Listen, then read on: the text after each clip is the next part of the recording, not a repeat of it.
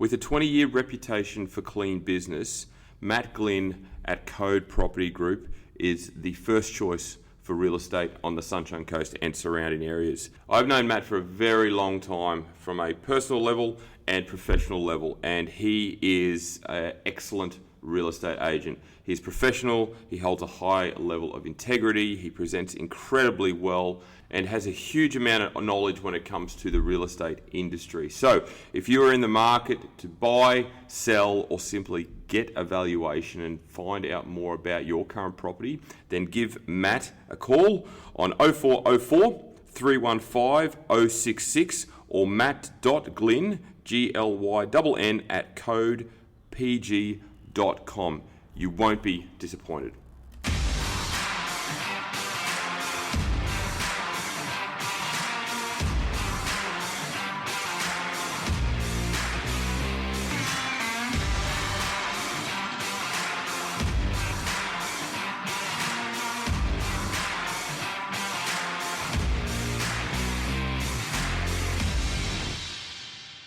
Hello and welcome to another edition of the Paul's Body Engineering Podcast. Today I have a very special and unique guest.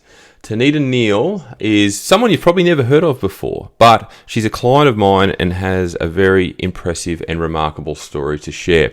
And the subject of this story is twofold. One, it's about her experiences in a relationship with DV and how she's managed to overcome that. And two, her family history of chronic type 2 diabetes and her ability to learn from her family's mistakes and improve her health where she is now and continuing to do so. So it's an amazing story. I'm really privileged to have her on and obviously share that with the masses, and I hope that you can take some lessons from it. So without further ado, here is Tanita.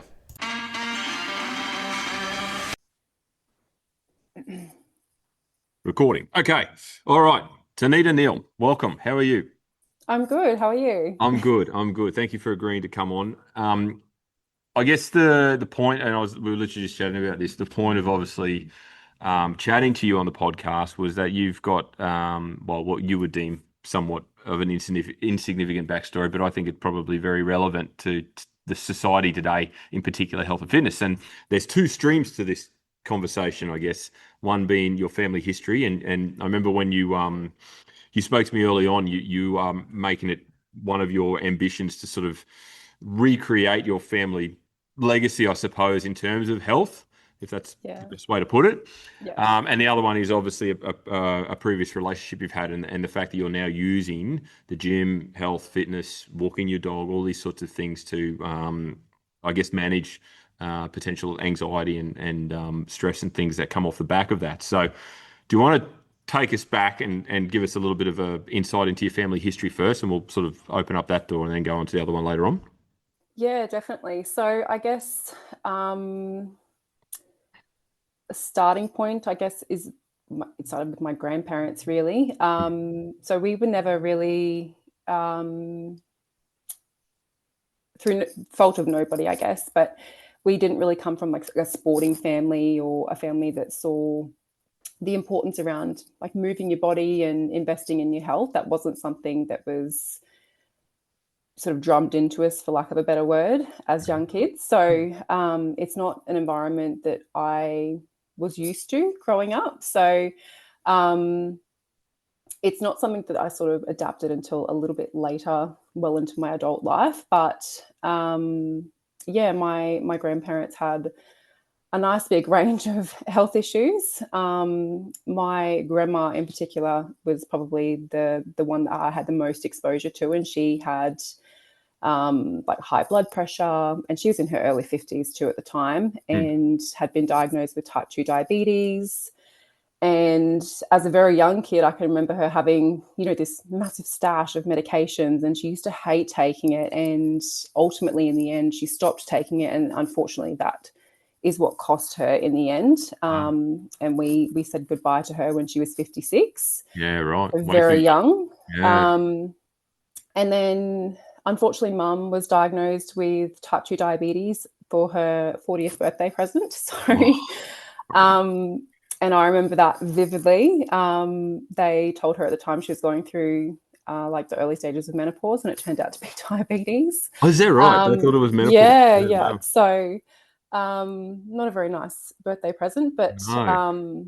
I've watched her over the course of the last, what's more than a decade now, just try and navigate through that process and what that looks like in terms of managing that and trying to keep on top of it. So I think the biggest thing that I've seen or been exposed to is everybody has a different opinion, which makes it really tricky. And I think you sort of got to do a little bit of self-education around it and then sort of try and make your own decisions around what's right for you versus what isn't a good fit for you. Yep. And then on dad's side, so we lost my dad. He was in his early 50s and he had a very sudden heart attack, and it was completely unexpected. And yeah, so we lost him here. He was very young as well. So my exposure to health issues, and most of them, to be fair, are more lifestyle influenced, I would argue, has not been a good run. And I think for me, growing up and being exposed to all of that, I've been terrified of it myself. So yeah, and got to a point where, unfortunately, a couple of years ago, I was going through a process and I was just exhausted all the time. And it didn't matter what I did, I was just exhausted. And ended up being diagnosed with the type 2 diabetes myself. So that was the turning point. Absolutely. So your grandma and your Yeah. mum both had type 2. What Yes. you mentioned lifestyle. What sort of lifestyle did they lead that you saw or potentially now in hindsight could see causing that? Was there just no awareness around nutrition? As you mentioned, no exercise. Was it a poor diet? Did they drink? Like, what were the sort of common denominators there? So with my grandmother, I would say it was more nutrition based, Okay. or just like lack of education around nutrition, more so. And then with mum, unfortunately, she was a single mum. So growing up, it wasn't uncommon for her to have up to 3 jobs, just trying to raise 2 kids on her own and get us through school and all that sort of thing. So she didn't have a lot of spare time. And then the financial impact of that as well. So there wasn't those extra funds that she could throw away at things like gym memberships or, spending on, splurging on what they deem as good food at the Mm. time. So, Yeah. yeah. Okay. So slightly different reasonings, but yeah, very much both lifestyle factors, but slightly different reasons, I would say. And in your mum's situation, did she, once she got the diagnosis, you mentioned obviously her navigating it for the next 10 years after, did she make any changes to her lifestyle based on recommendation, or did she, like you said, do a bit of self-education around it and try and make some changes from that? Yeah, so mum's made some pretty significant changes. Mm. So she's introduced like movement into her routine, and is more aware around the choices she's making around food. Mhm. She does things like limits alcohol. So she definitely does make a lot of positive choices around what's going to benefit her moving forward. But Mhm. yeah, unfortunately, her condition is at a point where she's reliant on insulin. Okay. So it's very much a progressed point of view or Yep. position that she's in at the moment. So Okay. So yeah. when you were diagnosed, and you mentioned that was obviously quite a turning point, what was sort of the first thought process that went through your mind, and what was the first sort of decision you made in regards to change? Well, my initial reaction was not pretty. I can um, imagine. so the way it was explained to me was, here's a script. You're going to need to be on this for the rest of your life. Yeah, And by the right. way, you've got type 2 diabetes. And I was mortified. Yeah. So to me, watching what happened to my grandmother and then watching what my mum had been through Hmm. and lives with every day, instantly I was like, oh my God, I've ruined my life. Mm. So panic stations definitely set in. And I call it stubborn. I don't know what you would call it. But I made a very distinct choice at that point Mm. that um, I wasn't prepared to live off medication for the Okay. rest of my life. So that became my why. Like, I didn't want to become reliant on medication to be able to just survive and live my day to day. So at the time, I had a coach that I'd worked with previously, and I'd formed a really good relationship with him over the years. And I will never forget it, but I sat in the car park of the doctor's surgery, and bless him, I don't know how he deciphered what I was trying to say. I was an absolute mess. I was in tears because I thought my life was over, and I'm like, how am I going to fix this? And we just started by implementing small changes. So there's definitely a perception around like diabetes, especially, that I find, where people assume, oh, you must overeat and you must eat terrible foods and all the rest of it. And my condition or situation at the time couldn't have been any further from the truth, because I wasn't eating enough, and it's taken me a long time to sort of reverse that. So it started with nutrition for me. So, and then I just slowly introduced training again. So, yeah. Was there anything in your lifestyle prior to the diagnosis that, in hindsight, you identified as one of the things that caused it? Like, was there just a lack of movement, or was there alcohol? You mentioned obviously diet, lack of, but were there any other contributing factors? My nutrition, looking back on it, was absolutely appalling. Right. So I would skip breakfast, skip lunch, and I would survive through my day drinking coffee. No caffeine So healthy, diet. right? Yeah. And then I would come home after work and I'd be starving. So I'd eat a really large portion for dinner, and then I would go to bed. So there was no balanced diet. I think I calculated at the time, and I was getting about 850 calories Oh. in the day. So, Yeah. Okay. and then no movement. So I'd gone from having quite an active job into my new career, and I'd become very sedentary. So I was sitting at a desk, for 10-ish hours a day. So, movement was definitely not on my radar at that point in time. And I'd put on quite a significant amount of weight in what is relatively a short time. Did you find that frustrating because you were effectively eating, only 800 calories from the outside looking in? Or if you said that to someone, they go, "What? But how do you put on weight?" Like, did that become very frustrating and confusing?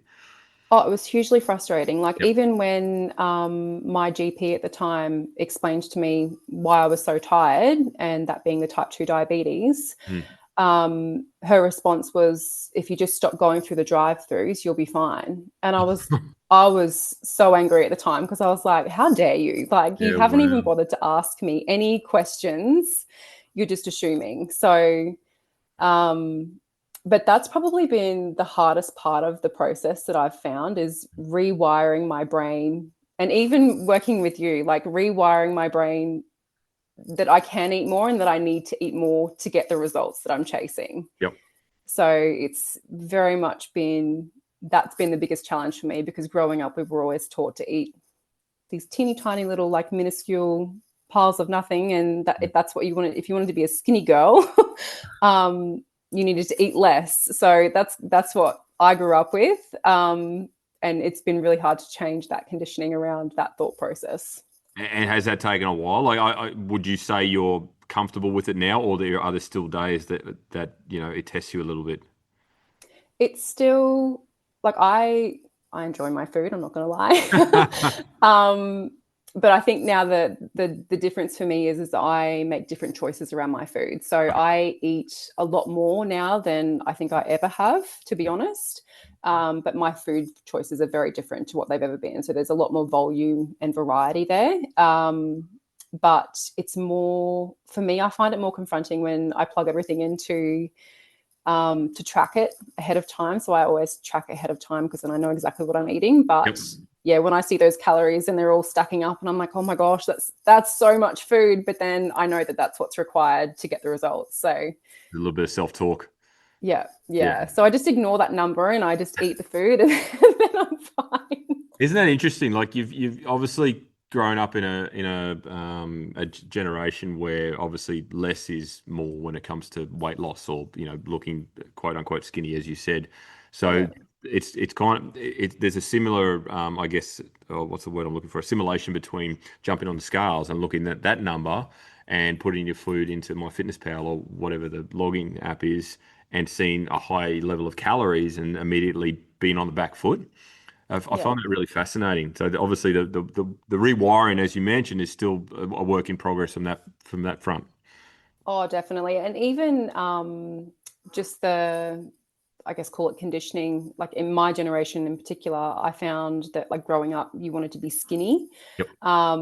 Whereas now, I think more so in the last 10-ish years, I would say that transition for women, especially, I've seen a very strong transition going from we want to be skinny to we want to be strong. Yeah. And that's a big driving factor for me. Like I want to look good and feel good, but I want to be strong. So that's something that's really important. So how is your health now? How are you currently sitting in terms of how you feel, energy, gym, all those sorts of things? Yeah. So health wise, I am what they consider a perfectly healthy um, female for my age, especially. So all of my levels now. So I still go and see my GP quarterly because I'm a little bit of a stickler for numbers. So I like to see what's going on. That's right.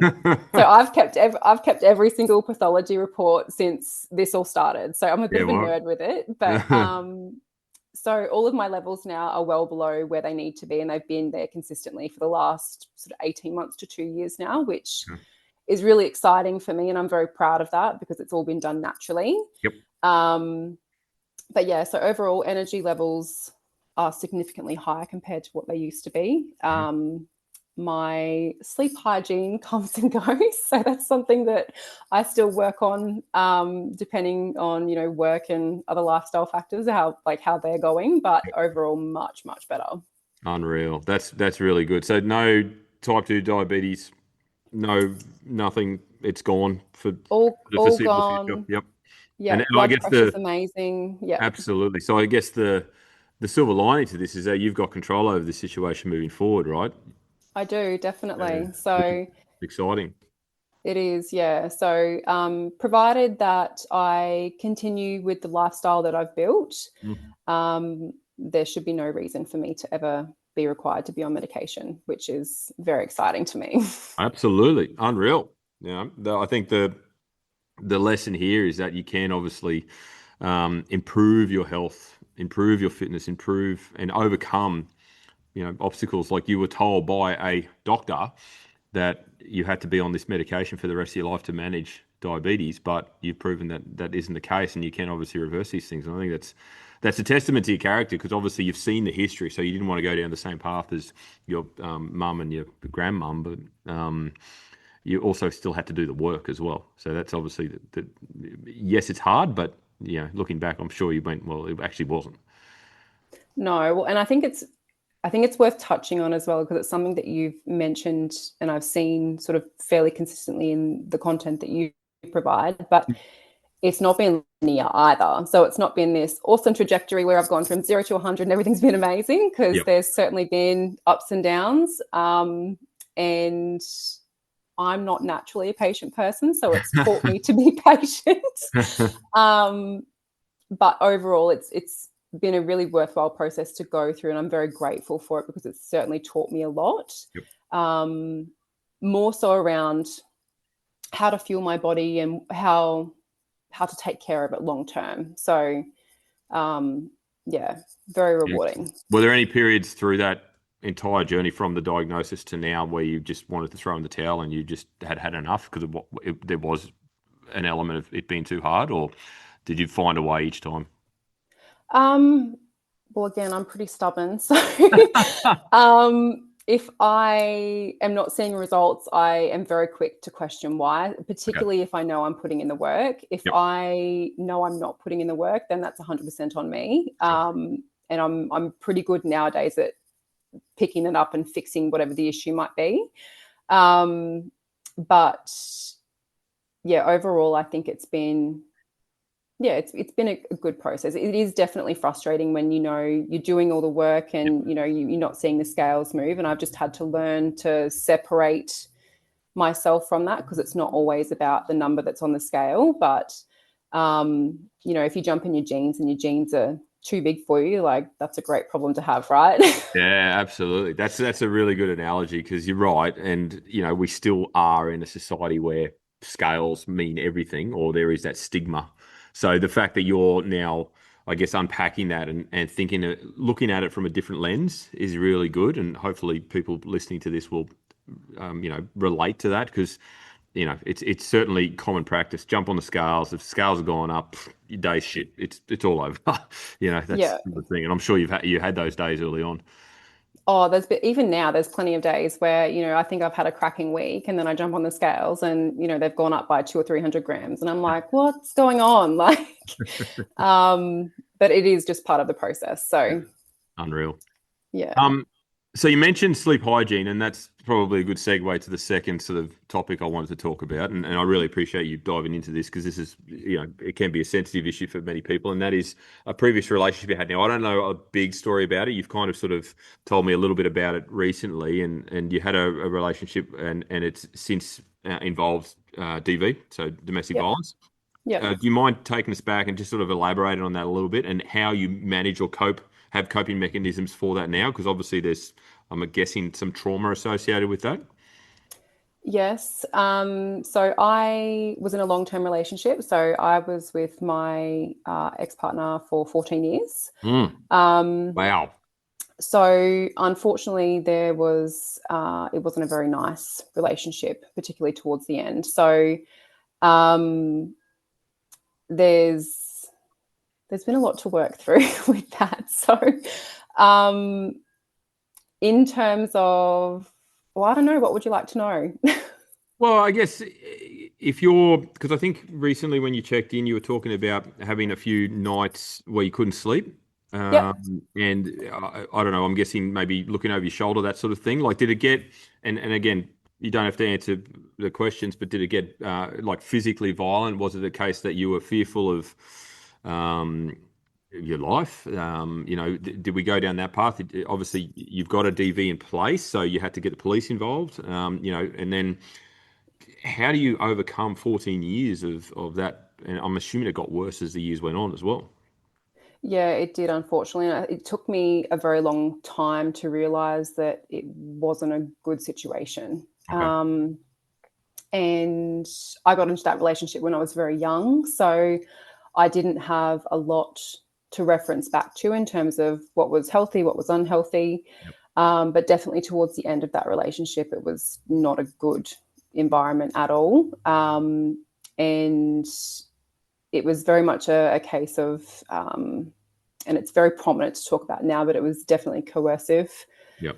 control. And it did get physically violent as well. So um, the repercussions of that, unfortunately, meant that I now have gone on and off for probably, because we've been separated now for 2.5 years.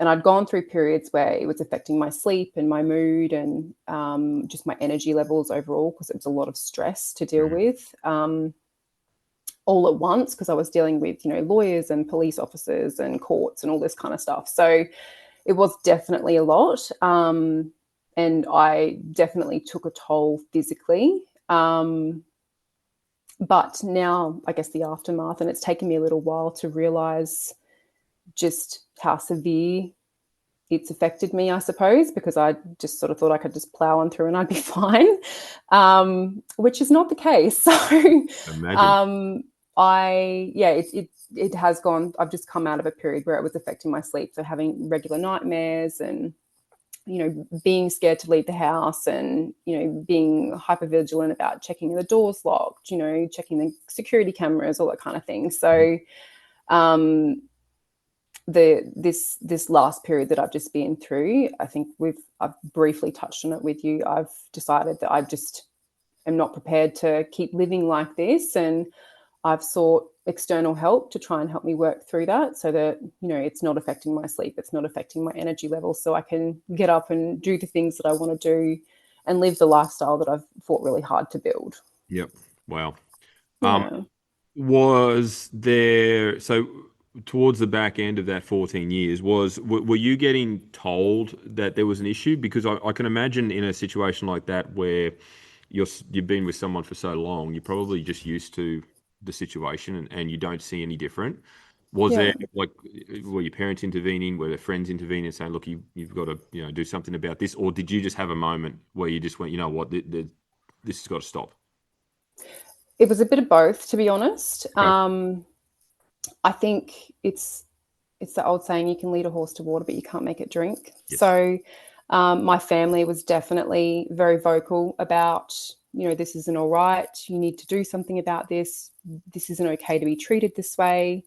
Um, and definitely my very close circle of friends knew what was happening. And they didn't necessarily tell me what to do, but they were very supportive, and I'm very lucky to have had them.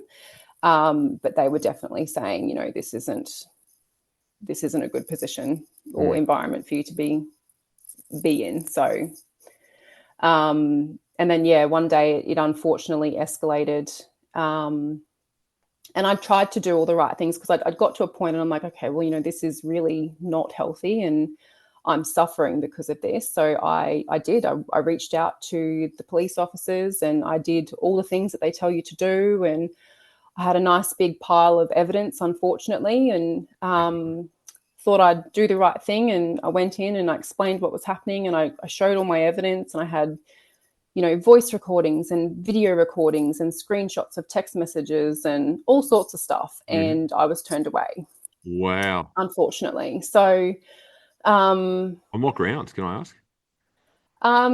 they felt that based on one conversation that I'd had recorded, that they deemed me to be the perpetrator. They deemed you to be the perpetrator. Yeah, because I was standing up for myself, Wow. saying, it's not okay to speak to me that way. I don't appreciate it. Like, that was the level of me standing up for myself at that point in time, because I didn't have a great deal of confidence. But Mm.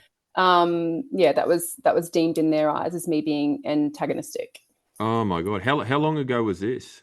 Uh, so, so this was 2.5 years ago. Oh wow. So publicly we were talking more about DV and Yep. violence to women and all this sort of stuff. So it was very relevant, and yet that's their approach. Wow. Okay. Yeah. So what Yeah. was So what was the next step from that in terms of you getting something happening? Did you have to seek legal advice? Did you have to get security? I don't know. I'm very fortunate to have a very loving family. And my brother had actually installed security cameras on the property Yep. probably 6 months prior to things really getting Mhm. bad. Um, and it wasn't actually for that purpose solely, but I made sure that he had access to the cameras so that if something did happen to me, Yep. they would at least have the evidence to say, this is what's going on, or this is what happened. We Yep. can see it. Yep. Um, but yeah, we just got to a point where, so from the time that I had approached the police and, was trying to seek assistance, um, it was a matter of 2 days following me going down to the police station and explaining my story, that there was a huge incident 2 days following that. And I had removed myself from the main living areas of the house, and I ran to my bedroom, locked myself in my master bedroom, and then locked myself in my walk-in wardrobe. And because of my experience and being told that, I was in the wrong at the time, I phoned my mum and I was like, I don't know what to do. And I just remember her screaming at me, like, you need to ring the police. And I'm like, well, they didn't listen to me the other Yeah. day. I Wow. don't know what to do. Like, they're not going to listen to me now. Mm. And I bit the bullet and I called 000. And it's probably the best thing I ever did, because Okay. they took me seriously. So they attended the property as a high importance job. Hmm. And he was removed from the property for 24 hours only, just so that he could cool down. Right. And then from there, I had to move out of the property Hmm. temporarily, until we went to court. And then I had to fight really hard to get him physically removed from the property legally. Yeah. Wow. Yeah. Holy dooly. Okay. So, And then, oh, yeah, sorry, so you carry on. following on from that process, which was a huge eye opener, I might add, Mm. um, and I feel like I got very fortunate with the magistrate that I had at the time. I was very, very lucky to have her because she was very no nonsense. Okay. But yeah, so I went through the process and had him physically removed from the house. And Hmm. then it was a 2-year process through family lawyers, just trying to get an agreement around, property settlements and stuff like Oh, that. assets and So, yeah, okay. Wow, yeah. 2 years. So through that time, how did you sort of, what was your coping mechanism through that 2 years? Because there was no conclusion, there was no resolution. It was just ongoing until you obviously got to the end. But it's a long time. It is a very long time and it Yeah. was very, very stressful and very expensive. Yeah, yeah, yeah. um, but I I'd worked really hard for the home that I'd created and the life that I'd created as well. And um, I don't know, call it again stubbornness, but I wasn't prepared to go down without a bit of a fight. So Mhm. I had two choices. I could sit there and have a pity party and say, woe was me, or I could knuckle down and really apply myself to both work and my physical health. And I just controlled the things that I could. Okay. So I just focused on, getting up every day, going to the gym, doing what I needed to do, made sure that I was eating as well as I could. Mhm. And then, yeah, just really applied myself from a work perspective. And off the back of that, I managed to, retain my property, keep my home, and also had one of the best years that I've ever had in my business, which was even better. There you go. Wow. Silver lining Yeah. to a pretty Yeah. hard situation. So do you feel that uh, the focus on exercise, the focus on nutrition helped in terms of managing your mental health, your physical health? I can only imagine that the stress would have still been prominent throughout, but it could have been, I guess, a whole lot worse. Would that be fair to say? Oh, definitely. I Yep. think just having that routine, there was a lot of days where I was just on autopilot. Okay. And there were some days where I would go to gym and my workouts would be rubbish, but it was just the physically going there and I guess going Purpose. through the motions and being there and exposing myself to that environment that was a positive one Yep. that helped me redirect, all the stresses that were going on in my life. Yep. So there were certainly plenty of days that I didn't want to go. Yep. um, and like there were times where I'd sit on the phone to mum in the gym, like in tears because I didn't know what I was going to do Yeah. Wow. because there was no one to really look at and go, okay, well, this person's done it and they've come out the other side of it successfully. There was plenty of horror stories, but um, sort of no real blueprint to look at and say, okay, well, this is achievable. It was very much just flying by the seat of my pants and hoping that it would figure out Yeah. as Wow. we go. So Wow. There you go. yeah. So fast forward. Those 2 years. So when did that end, approximately? So we settled and it all finalized in February of this year. Oh, this year. Wow. Okay. Yeah. All right. Yeah. So fast forward till now, so I can understand why there's still obviously elements of anxiety and stress that pop up from time to time. So what are your coping mechanisms now that you utilize? You mentioned obviously seeking external help. Yep. Um, the things within your life, within your control, what do you do? Do you still rely on routine, on your habits? Exercise, nutrition are all staples now. Yeah, well and truly. So they're very much habits. Yep. I'm also fortunate to have a very hyperactive dog. So she requires walking daily, whether I Right. like it or not. Yep. So 7 days a week we are out there walking. So yeah, so daily walks, having a really solid routine, I find is where I thrive. I'm not somebody that can just roll through the day and just see how it goes. Yep. So like I get up at 4:15 every day and it's the same, like rinse and repeat most days. Yep. So which can seem kind of boring, but I do tend to feel like I do a lot better with that. So Yep. So I mean, you're basically squeezing the lemon, right? You're getting every bit out of each day because as you said, you're walking your dog, you're going to the gym, and then your job is quite demanding as well. So you're Yeah. getting plenty out of that at the same time. But and then for anyone that follows Tanita on socials, her meal preps, you see all the videos and photos of all the food, and I've had that many questions about it. So you'll have to start a separate food page or something. But obviously you're very efficient with your time, but that comes down to the fact that you are very habit and routine based, right? Oh, very much so. And I know like there's certain things I know if I don't invest my time into, like my meal prep, Yep.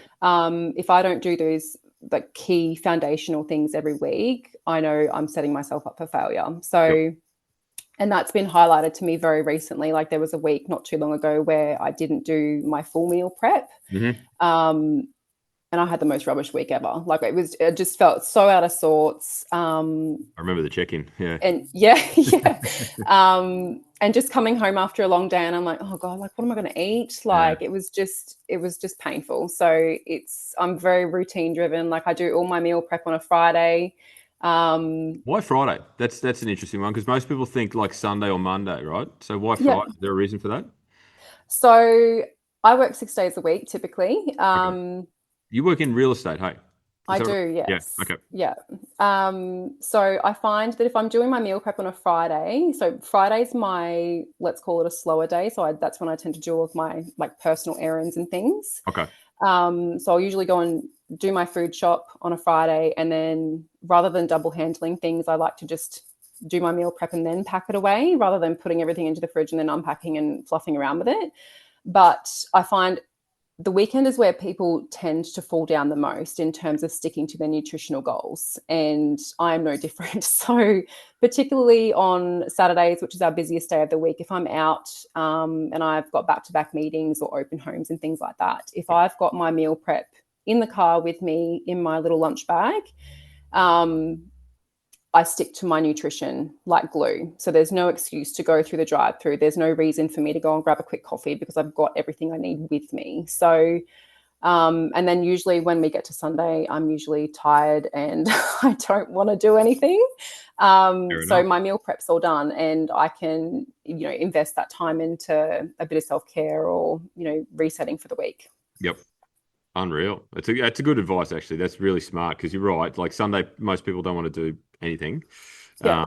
And you're right, the weekend can really unstick people too. So that's kind of a good strategy, whether that was the intention or not. It's a good way to navigate the weekend and set your week up for very good success. I like that. That's good. Yeah. Yeah. And I think like prior to up until maybe like 3-ish months ago, I was still doing meal prep. Like I was splitting my meal prep twice a week and it was very inefficient because I was having to do it like twice and it just felt a bit disjointed through the week because I still want my food to be fresh and taste good. So Mina actually explains to me that she does her meal prep all in one go Mhm. because she meal preps for her and her son Yep. and she freezes half of them. So as soon as she said that to me, like a little light bulb went off, and I was like, "Oh my, of course, that's genius." So I've switched to doing the same. So I'll freeze like half of my meal prep, and then I just pull it out as I need it, and it's Yep. still really nice, fresh, tasty food. There you go. Good old Mina. She's always got good advice around food, doesn't she? She does. Oh dear. Oh well, I mean, there's a lot. There's a lot in both of those stories. I must admit, a lot that I didn't know. But I tell you what, the common denominator or the common th I don't know for lack of a better term, denominator that you have referenced in both instances is health and fitness, or just nutrition and exercise. Whether it's your family history and an improvement in health, you're focused on that. Whether it's overcoming your the DV history and in getting your mental health in order, it's health and exercise. So there's a lot to be said about that, I guess. And even in regards to going back to the family history and the type 2 diagnosis and the fact that you've understood the need to knuckle down, do some hard work, have some hard days, overcome adversity in regards to, yes, it's challenging, it's going to take time.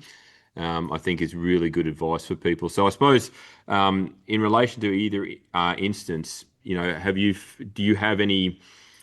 I was going to ask any sort of recommendations or advice for people out there because as I said to you before we started, I've actually had a couple of other clients who have gone through DV and still are.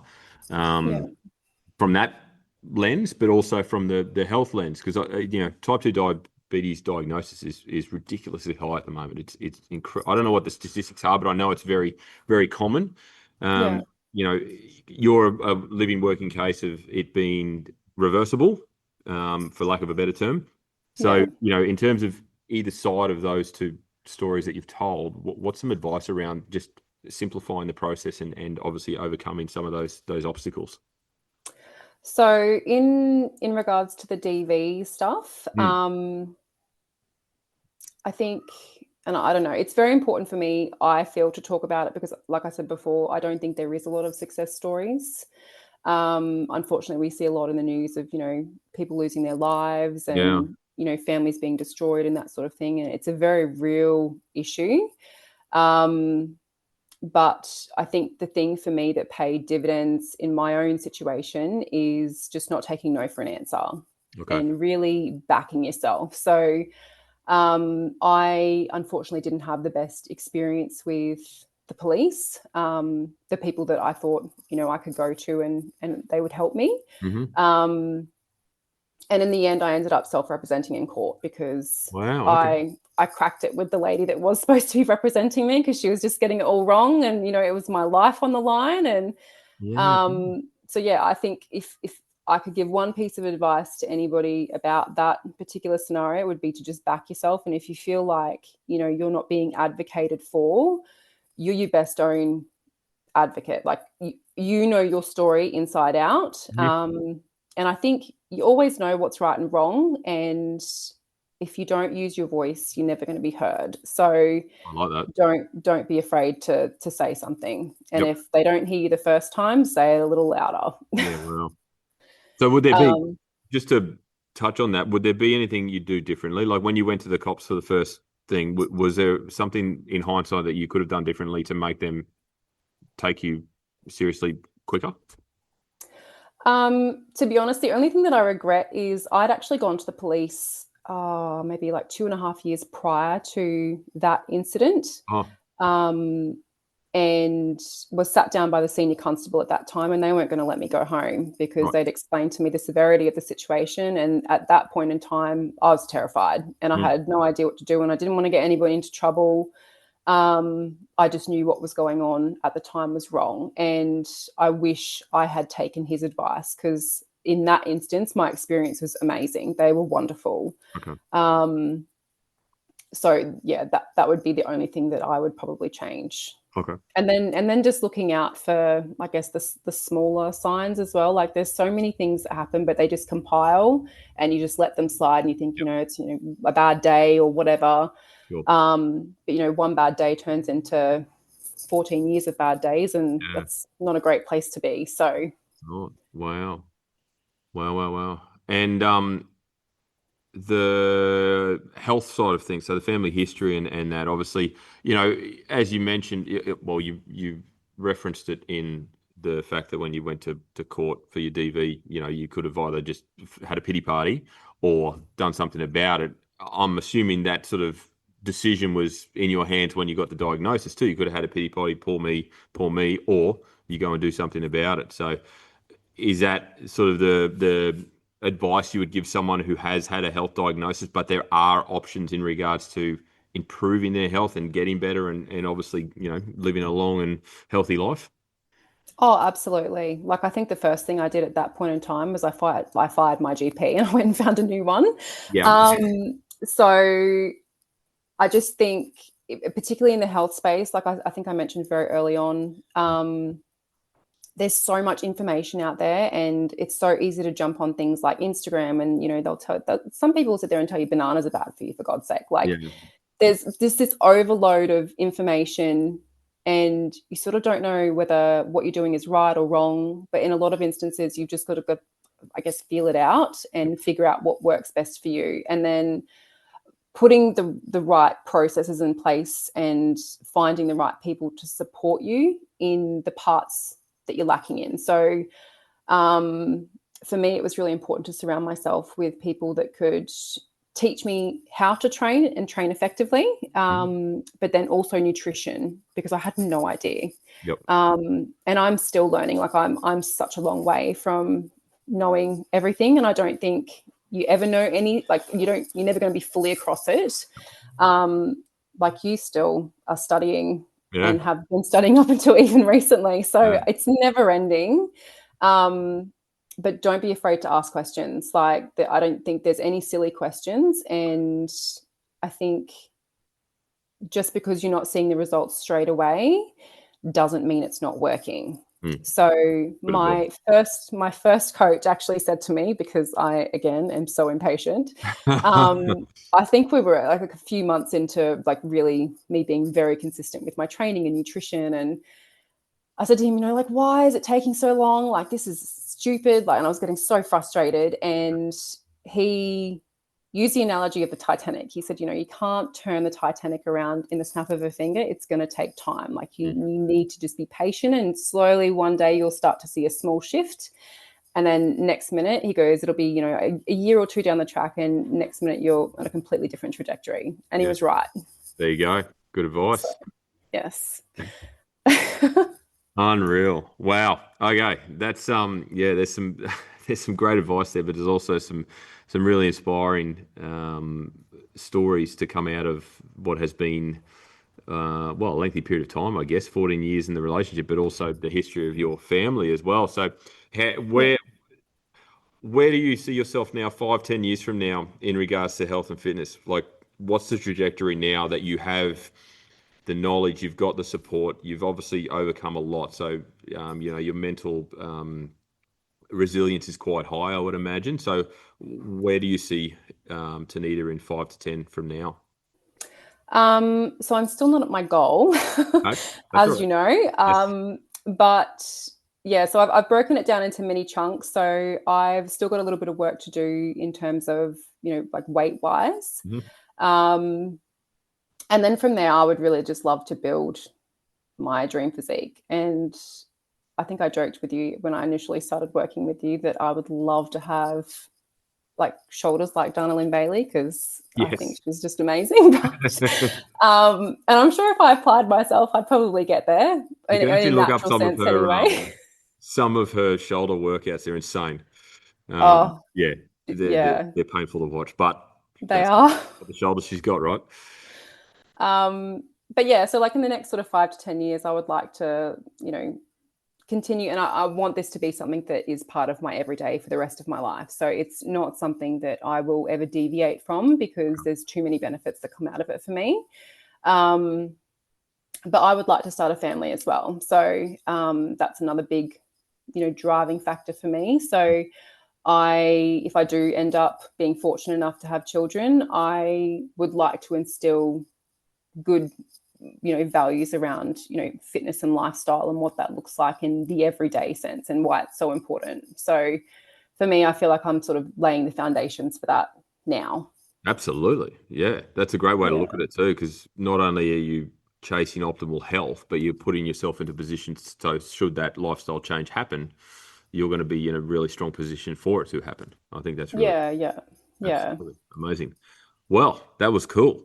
Great story. Well, thank you very much for obviously diving deep into your personal life. I do appreciate it. I wasn't sure how you were going to respond when I messaged you about it the other week.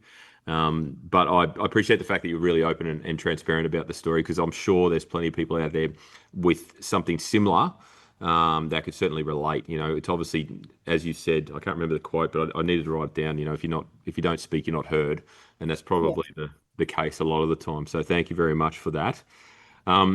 We'll finish up on your personality question, which I ask every guest, and that is obviously who you'd have to dinner.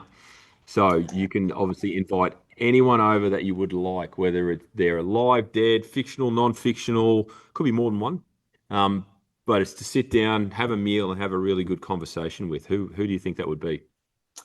So I would probably have two, and I'm not going to lie, this was a really hard question. This is probably the hardest question. Most people say that too, eh?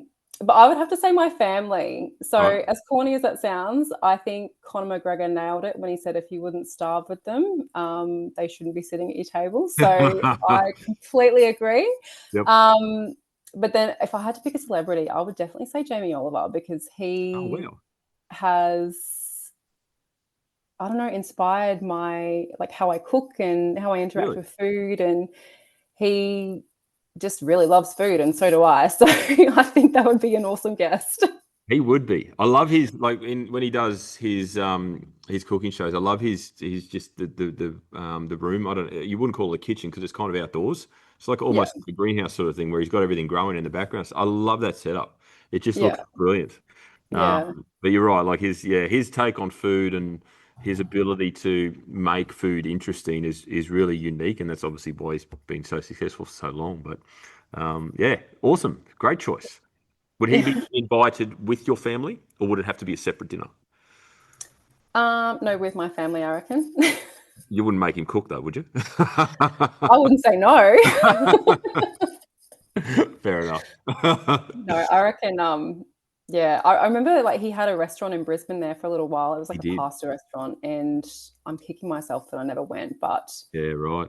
one day when I've got nothing better to do with my time, I will head over to London and check it out. But Absolutely. No, I lived over there for 3 years and I never actually ventured down to his place. But in hindsight, I probably should have because, yeah, I think at the time though he had his restaurant here, so I think in the back of my mind I always thought, oh well, I'll just I'll stay local. But yeah, unfortunately, it happened. yeah, one day. One day, exactly. Well, thank you, Tanita. I really appreciate your time, and obviously the generosity in sharing your stories too. Hopefully, some people have been inspired, or at least have gotten a little bit of advice from someone who isn't an influencer or a celebrity or anything like that. You're just an everyday person doing their bit, but you've obviously got a great story to share and have shown that you can overcome it and used health and fitness particularly in ways to benefit and I guess progress your own space and your own health and your own life, which is really, really cool. Yeah. Well, thank you very much for having me. Pleasure. Thank you very much indeed. So we'll wind up there. But yeah, once again, thank you. And is your Instagram page public? My personal or The business? one, no, the one where you share. Well, do you want to give your business a plug? Give your business a plug. Uh, yeah. Well, I guess if anybody's wanting to sell their Yeah, property, 100%. Like, yeah, absolutely. No, do yeah. it. So I'm on the north side of Brisbane, but Tanita Neale Properties. If you would like any advice, I'd be more than happy to help. Unreal. Cool. We can do that. But your other story where you put up all your food, is that public? It's not, but I can make it public if you like. Oh no, that's okay. I just thought, well, when you tag me and stuff, I'll reshare it, and then people can obviously see it anyway. So Yeah. Well, do it that way. even on I don't know. Again, I don't think my life's that exciting, but if people have questions about my meal prep or what I do, like I'm more than happy to like answer any questions. But yeah, I usually Cool. just try and keep it simple and to the flavor profiles that I like. So Well, you know what? So simple is best, but sometimes people have trouble with simple. So maybe if you are listening and you have seen some of my shares of Tanita's food and the delicious nature that it looks like, but you want to ask what it is or how it's made or whatever, shoot her a DM, and or I can put you in contact with her as well. So we'll do it that way. There you go. yeah, cool. Okay, Cool. sounds good. Awesome. All right. Thank you again, Tanita. Have a great day. We will. So it is Monday, the 4th. So this will drop 2 weeks' time, 2 Mondays from now. Cool. So Sounds good.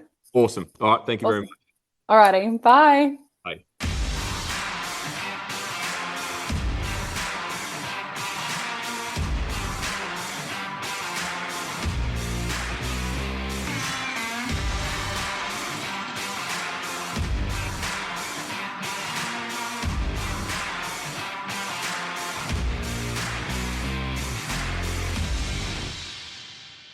Well, I'd like to thank Tanita firstly for her time, secondly her honesty, thirdly her transparency in sharing what was obviously a very challenging period of time in her life, both elements of that.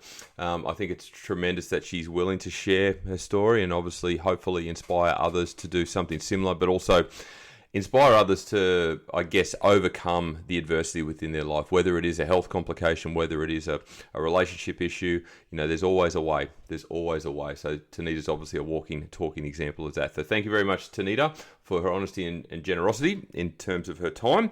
If you've enjoyed this podcast, please screenshot, share it. You might want to send it to someone who you believe might benefit from it, from either message, and screenshot it, share it across your stories. Tag myself at Paul's Body Engineering. Tag Tanita as well, if you feel the need to. And as I say to every client, every single day, have a great day.